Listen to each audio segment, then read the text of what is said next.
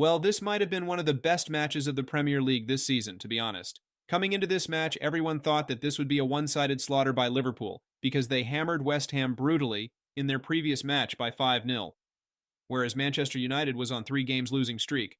But as we all know, football is an unexpected sport and anything can happen, and Manchester United went on to do the unthinkable. Not only they drew the game, they could have won it if it wasn't for Harry Maguire's miss.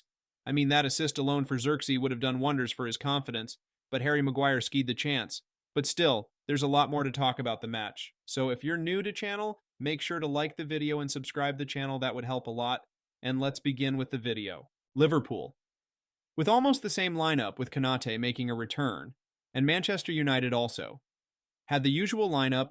The match began pretty slow, actually, as Manchester United's sole focus in first half was a defensive approach, which was somewhat similar to their match against Manchester City, with back of 3 of United becoming back 5 and 4.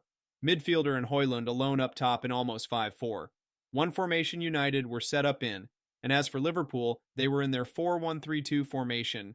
The entire first half was under Liverpool's control. They were dominating Manchester United brilliantly, and their tempo control was incredible. I mean, Liverpool were slowing the game at one moment, and next moment, they were through United's defense, though United still managed to their rally of attack in first half.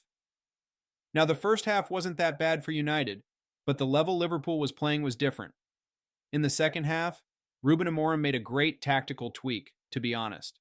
Like, first half of Manchester United went on literally by defending, but whenever they were on counters, there weren't that many options ahead for Bruno to supply or even make a simple pass.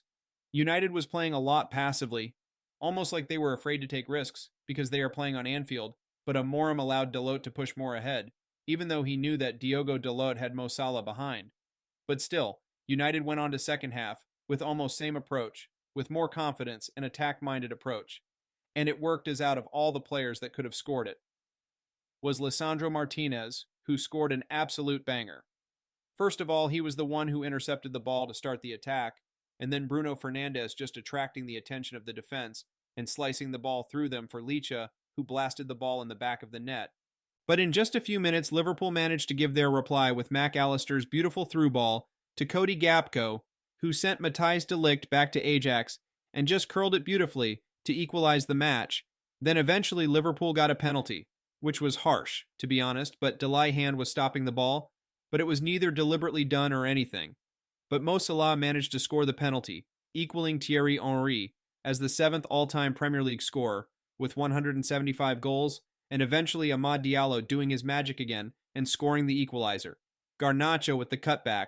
Liverpool's entire defense was sleeping, and Diallo was just lurking in to score the goal. I mean, individually there are a lot more to talk. Like, to begin with Manchester United, this was the best outcome for them. Like, let's be honest, most of the United fans expected to lose this match, but they drew and at least got something to hold on to. And their performance was incredible, to be honest. Like, I am amazed by Ruben Amorim. I mean, if United fans maintain their patience and trust, and Manchester United allows him to make the signing he wants, he can take this team to a whole new level, because the problem can be seen by anyone. They are that much clear, like they need a striker, because Højlund is not the guy. I mean, if he's young, though his entire career he has played striker, yet he's so shit. Like, Onana can't even go long, because he knows that Højlund is just going to fumble the ball. Like, the guy isn't even cheap Holland, he's a lot worse than that, because United as a team have known to have some of the most dominant strikers, and then you look at this guy, what is he? Then he has to improve a lot, because he is becoming a liability for the team. Manchester United is required to splash the bag on a striker, and then their need for a wingback. They require more output in those wide areas, because the space Liverpool were allowing them was madness, though. Individually, I was liked. The game Andre Onana, he made some crucial saves in last minutes, and overall his form this season has been extremely good. Then Harry Maguire, despite missing a tap in which could have made him a hero, but still he is having a silent comeback. Like, people will rarely talk about his performances like this, but they will always point out a slightest mistake by him. He was incredible. Then Lisandro Martinez, great game from him scored. The goal was defensively menace. He was hounding Jones constantly.